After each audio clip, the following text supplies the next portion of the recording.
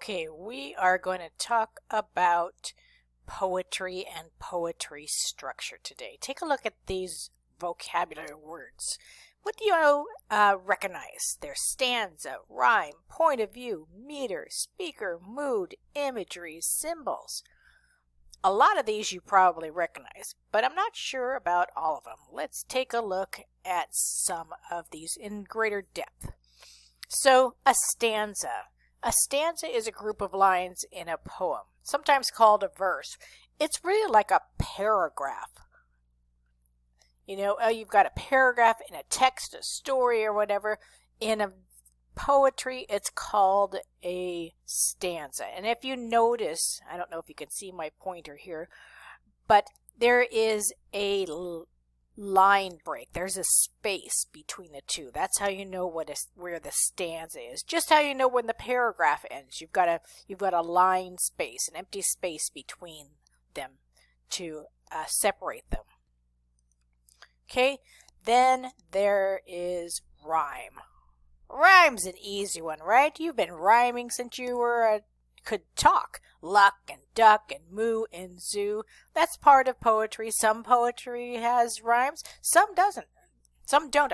Some don't. And we will look a little bit further in that later. All right. So meter. Meter is the rhythm. Poems are a little bit on the musical side. There is some sort of rhythm that goes along with it. And sometimes you can feel it by tapping. So I'm going to tap, I'm going to read it, and I'm going to tap on my desk at the same time and see if you can hear it.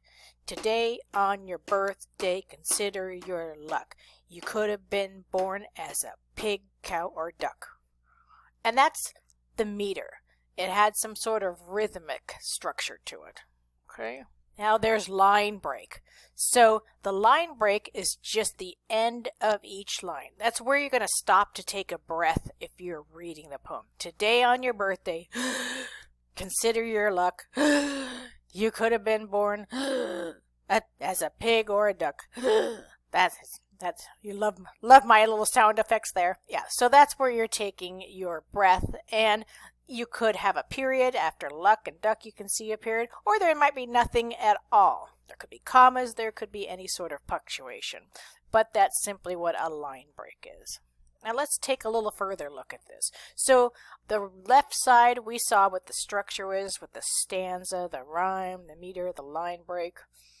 On the right side are different forms of poetry. So there's narrative poetry. What do you think narrative poetry might be? So a narrative is a story.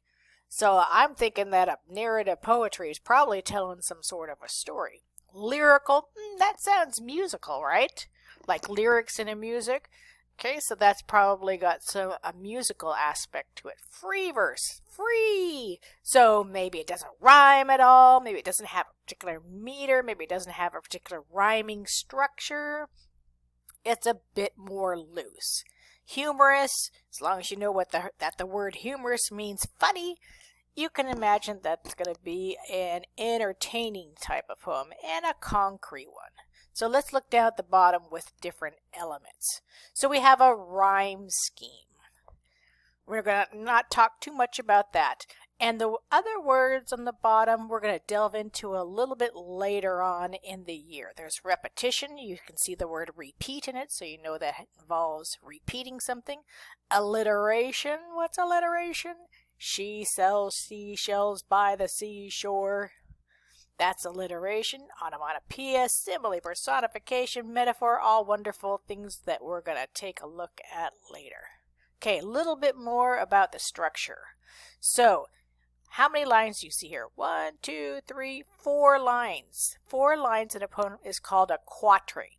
If you look quat is for, like quarter. Like a quarter is a fourth of a dollar.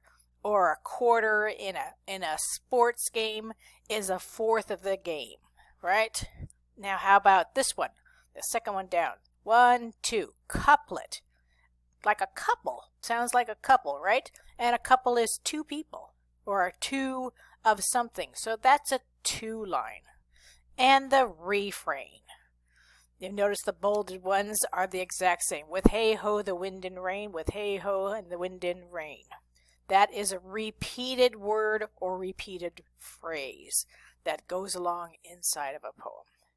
And this is where we're going to stop for this lesson. We will have further lessons at a later date.